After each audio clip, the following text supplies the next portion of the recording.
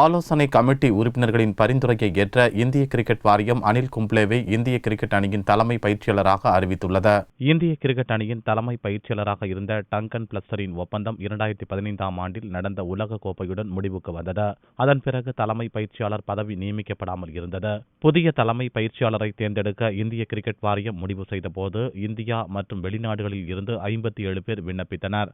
அவர்களில் முன்னாள் கேப்டன் ரவி சாஸ்திரி மற்றும் அனில் கும்ப்ளே இடையே பலமான போட்டி இருந்தது. அவர்களிடம் இந்திய கிரிக்கெட் ஆலோசனை குழு உறுப்பினர்கள் டெண்டுல்கர், கங்குலி, லக்ஷ்மண் மூவரும் இன்டர்வியூ நடத்தினர்.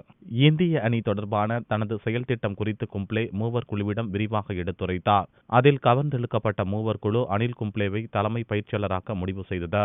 அதன்படி இமாச்சல பிரதேச மாநிலம் தர்மசாலாவில் நடந்த கிரிக்கெட் வாரிய கூட்டத்தில் கும்ப்ளே தலைமை பயிற்சியாளராக தேர்ந்தெடுக்கப்பட்டார். ஜூலை, ஆகஸ்டில் நடக்கும் வெஸ்ட் இண்டீஸுக்கு எதிரான டெஸ்ட் தொடரில் பயிற்சியாளர் பொறுப்பை ஏற்கும் கும்ப்ளே ஓராண்டுக்கு பயிற்சியாளராக இருப்பார் என்று வாரிய தலைவர் தாக்கூர் கூறினார்.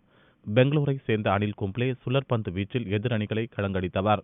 132 டெஸ்டுகளில் ஆடி 619 விக்கெட்டுகளையும் 271 ஒருநாள் போட்டிகளில் 337 விக்கெட்டுகளையும் சாய்த்த பெருமைக்குரியவர்.